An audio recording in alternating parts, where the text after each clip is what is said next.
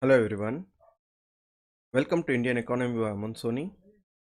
In this news, sir, we shall be discussing the important articles related to economy from the Hindu newspaper. In page 1 and the editorial page, there is no news related to economy. We can skip this technical article. In the open editorial page, the article discusses about the need for recognizing the compulsory women worker. Let's go through the details.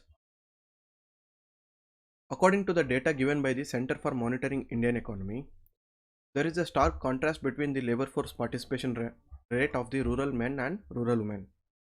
For the month of March 2022, the labor force participation rate of rural women was just 9.92%, whereas for men it was almost 67%. So you can see the difference between the labor force participation rate, and too many women are going out of the labor force, and what are the reasons for it. And in the Western world, there is a concept called discouraged workers. Who are discouraged workers? When a person is not able to find the employment because of various reasons, and they get the belief that they are not suitable for the jobs that are available, they are discouraged for looking into the new jobs. They are discouraged from looking into other avenues, and they finally stop looking for jobs. We know that we consider labor force only when someone is actively searching for job, and even in the unemployment definition, we consider someone as unemployed when they're actively looking for the job but they didn't get the job. So when the person is not actively looking for the job, he won't be considered under the data calculated for the unemployment. And here in Western world, they have the concept called discouraged workers, wherein they capture the people who are dropping out or leaving the labor market because of various reasons, and they stop looking for work. But in the data collected by the Indian government, this concept is not considered. So the data of the discouraged women workers who are leaving the workforce because of the various reason, that would be considered as they are leaving the workforce because of their own choice, but actually they are forced out of the work because of the various reasons that we look into. So here we need to understand, even when the women workers are forced out of the labor force in the Indian context, they are considered as they are voluntarily and freely leaving out the workforce, so the data won't be capturing the actual essence of it. And what are the various reasons for dropping out of the workforce?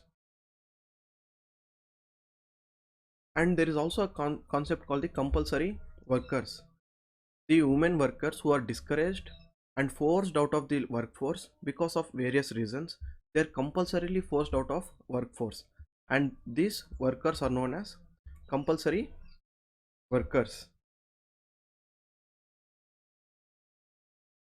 The authors take the example of the case study of MG Narega workers here, and they say that even in terms of working the under the harsh working conditions, women are going for the MG Narega work as compared to men, especially in the rural areas. But in spite of the difficult working conditions and the bad working conditions and the higher level of efficiency requirements that the MG Narega work has, in spite of all that, people are getting only around 40 days of work in a year, whereas the compulsory days were increased from 100 to 150 in various states during the COVID times. But on an average, the number of workers getting the work for during the year is just around 40 days. So what happens to them during the other point of time during the whole year? We know there is seasonal employment, wherein the workers will be working in a certain season for a certain period of time where there is employment in that season. For example, agricultural season. During the agricultural cropping season and the crop harvest season, the agricultural sector will absorb the additional workforce from various sectors. So people who are working in this MG Narega sector, they would be working in this agriculture sector during the rainy season and the harvest season.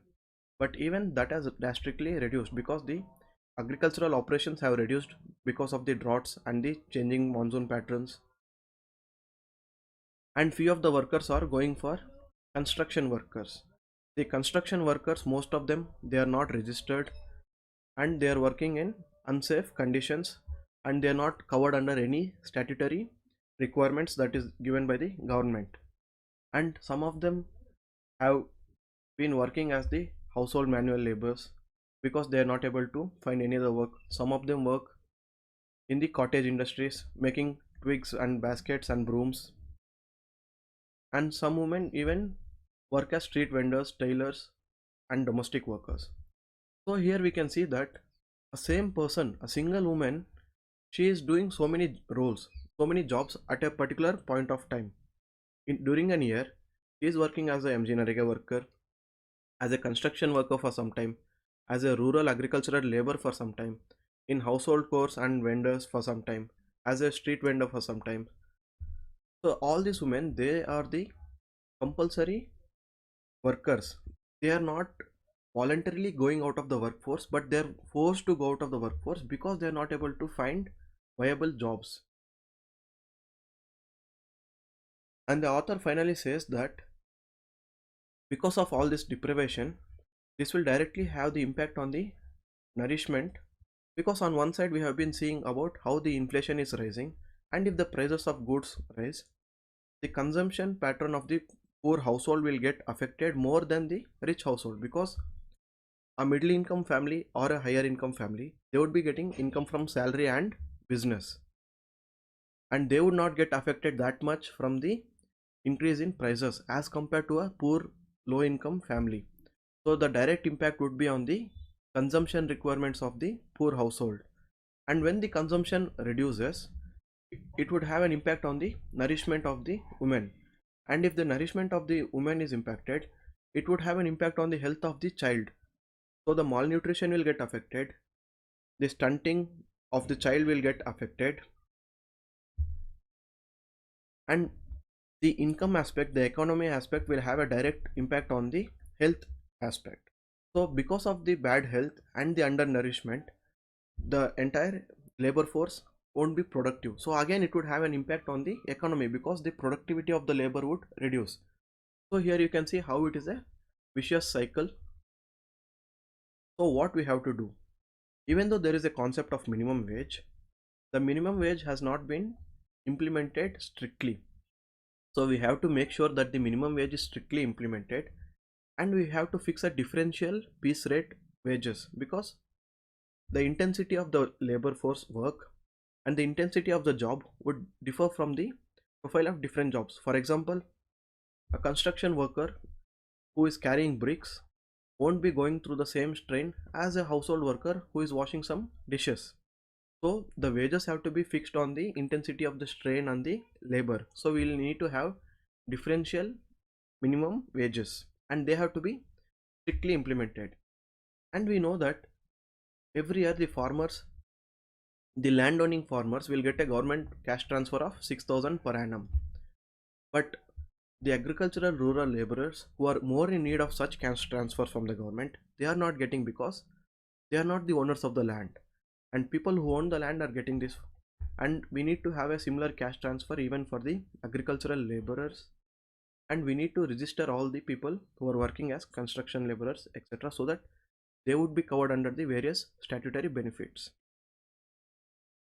And even MG Narega has to be rationalized, because in few places there is a high efficiency and high productivity level which the workers are not able to reach. So they have to be made more worker friendly and labor friendly.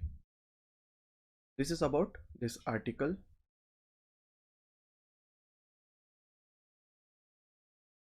In the explainer page, there is an explainer about the recent WTO ministerial conference. This is very important for the prelims and upcoming mains examination.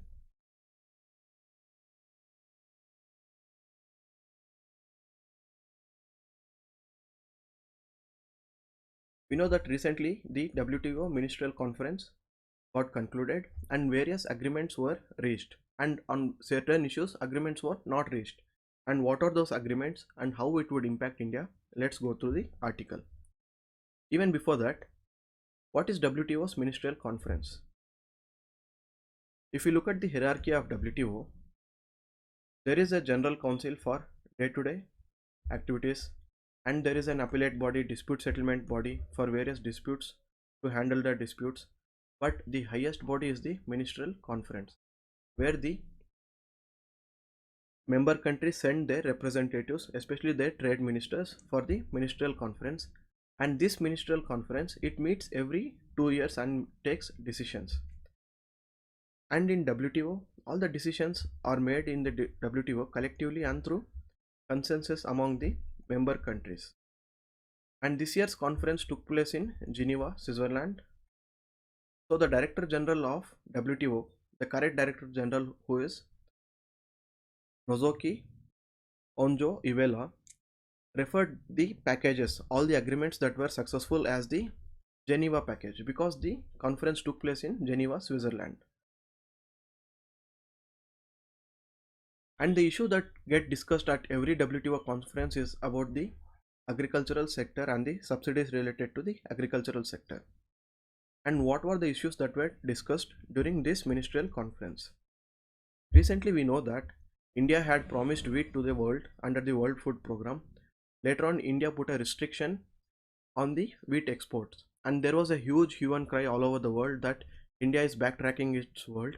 And the Indian government justified its stand by saying that because of the drought and the sudden fall in production of wheat in India, if it continues to export wheat through the World Food Program, it would affect the domestic food security of the India. That is why India government is putting that restriction. So the same was discussed even at the ministerial conference, wherein the other member countries criticized the stand of India and how India had put export restrictions on the wheat program. But India justified by saying it that it had to put that restriction in order to protect its own food security. So the member countries finally negotiated and they came to an agreement that member countries should not impose prohibitions or restrictions, especially when the food is purchased for humanitarian purpose under the World Food Program. But there is an exception. And what is that exception? That exception is when, if the decision of supplying the wheat, for example, say the wheat, if the decision of supplying the wheat would affect the domestic security of the nation which is supplying, at that point of time, the nation can put restrictions. And that is what India did, because the nation's food security is the primary interest of that particular nation. So instead of satisfying the food security and the food needs of that nation, why would it export the product? So generally the country should not put any prohibitions and restrictions on foodstuff purchased for humanitarian purposes, but in times of the national crisis, when it comes to the food security of that particular domestic country, it can put the restriction. That is an exception given. And even at this ministerial conference, the agreements could not be reached on various issues such as the what should be the permissible level for the public stock holding. For example, what should be the level of the stock holding that the Indian government should hold with the Food Corporation of India, and what should be the level of domestic support to the agriculture and cotton, and what should be the level of market access given. And these are all the issues which the WTO members are not able to come on agreement from various ministerial conferences. Over the years, they have been negotiating again and again, but because of the differences, they have not been able to come upon the common agreement and reach a common ground. The central premise of all this agreement is to make sure to ensure the availability, accessibility, and affordability of food to those in need, especially in terms of humanitarian emergencies. And it also encouraged member countries to release the surplus to the international markets so that any humanitarian crisis in any part of the world could be solved. There was also an agreement related to fisheries, and India was successful in carving out an agreement on eliminating subsidies to those engaged in illegal, unreported, and unregulated fishing. What is overfishing? Overfishing is exploiting the fish resources at a pace faster than what can the natural earth ecosystems can replenish at themselves. For example, currently the UN FAO puts the limit at 34%, and the exception given here is subsidies given to those sector of overfished stock of fish only when the countries have to increase that species of fish to a biologically sustainable level. For example, say a tuna fish species is getting extincted. At that point of time, a member country could give more subsidies to increase the sustainability level, increase the numbers of that particular fish. So then the WTO norms would allow such subsidies. But to any other species, that subsidies would be illegal, especially when it is for a illegal and unregulated fishing. And declining fish stock would increase the poverty and endanger various communities. For example, take the Indian example. In the Tamil Nadu coast and Sri Lankan coast, here all the fishing communities living in the coast, their major source of income is fishing. So the declining stock of fish, because of which there will also be international conflict, because the stock of fish is reducing in the ocean, and the same fishermen from Sri Lanka and India would be competing for that particular fish, and they would be crossing into each other national waters and territories and exclusive economic zones for overfishing and illegal fishing. So apart from directly affecting the communities and increasing poverty levels, it would also lead to international conflicts. And further, there was no limitation on subsidies given or maintained for the least developed countries or the developing countries when they are maintaining fishing within their exclusive economic zones.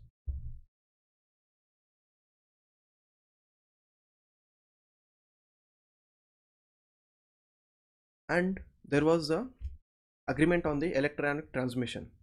This moratorium, that is the pause on imposing custom duty on the electronic transmissions, it has been continued for until the next ministerial conference, that is till December 2023.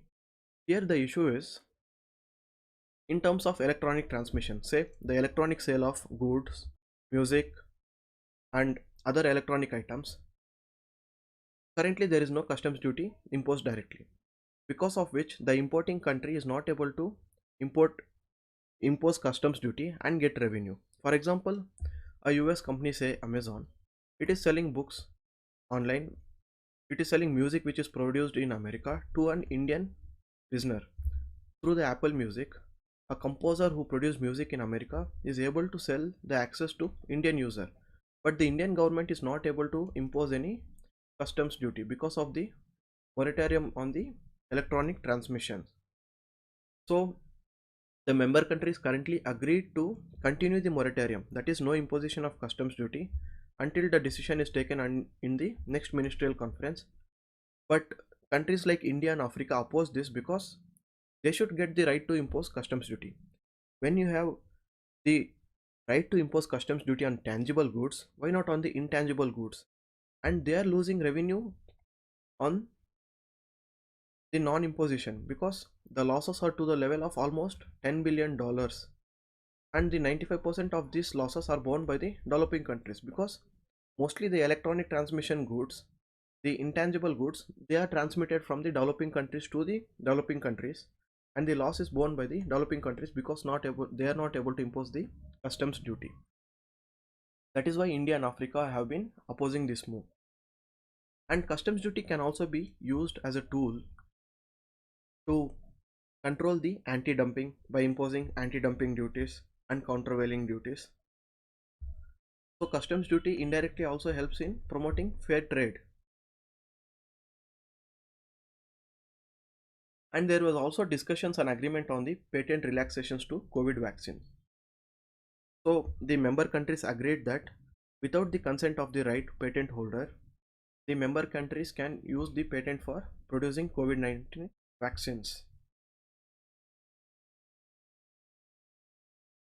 In the upcoming agreement, the countries would also want to cover the COVID-19 diagnostic and therapeutics, because now look at it. Now the COVID is almost over, and even though there have been cases of increasing COVID, now what is the point of getting patent waiver for the vaccines?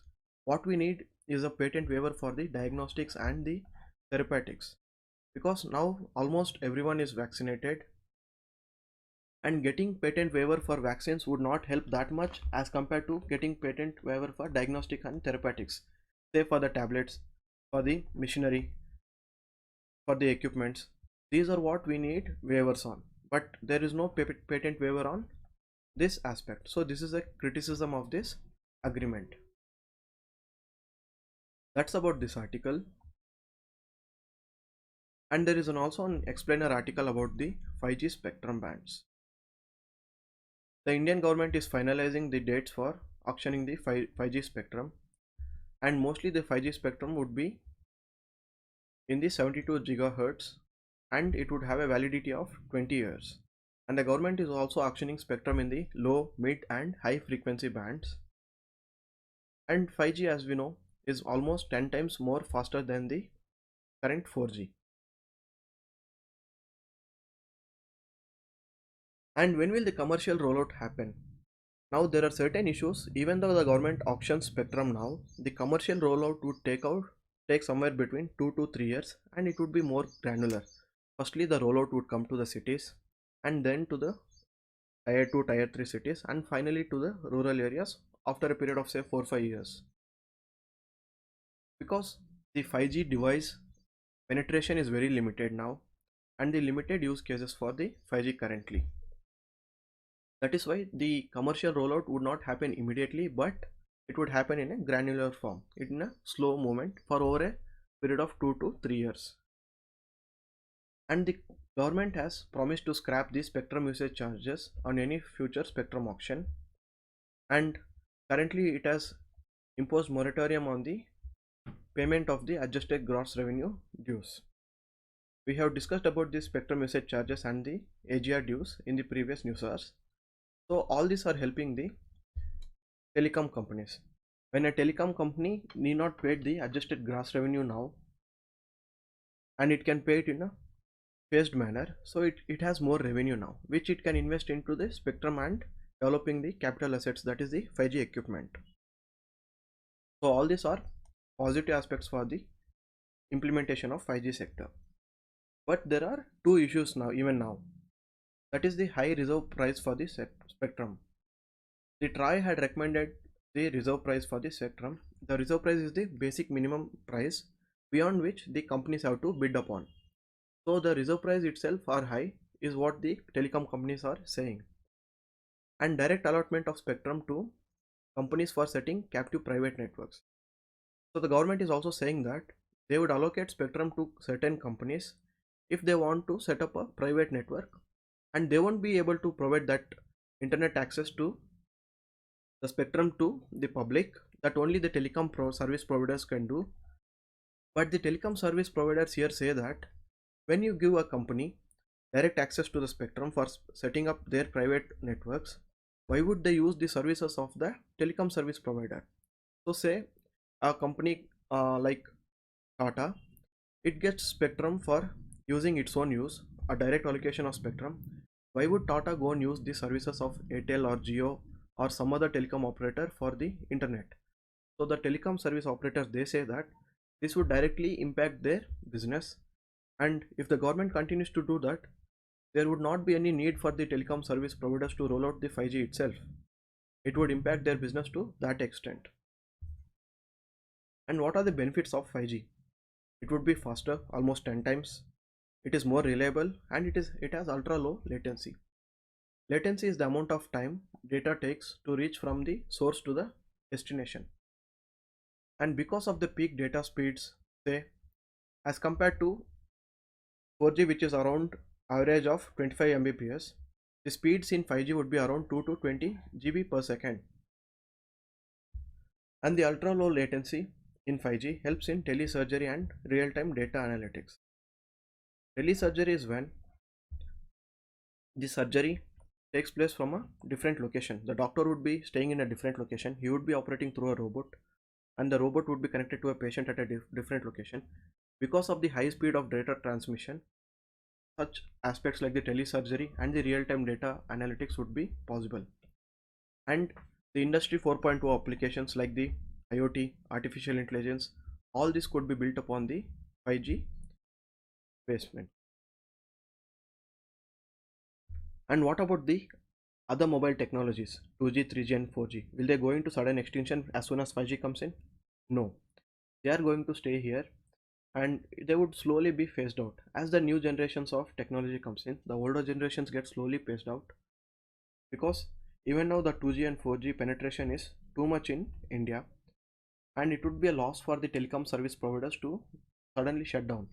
And only when the 5G penetration takes place to a great extent, slowly the older technologies would be given up. And getting 5G into the market would have an economic impact of almost $1 trillion in the Indian economy by 2035. That's about this article. In the Moneywise page, you need not go through this article because they are related to finance, not important for UPSC. These are all the articles related to economy today. Thank you so much.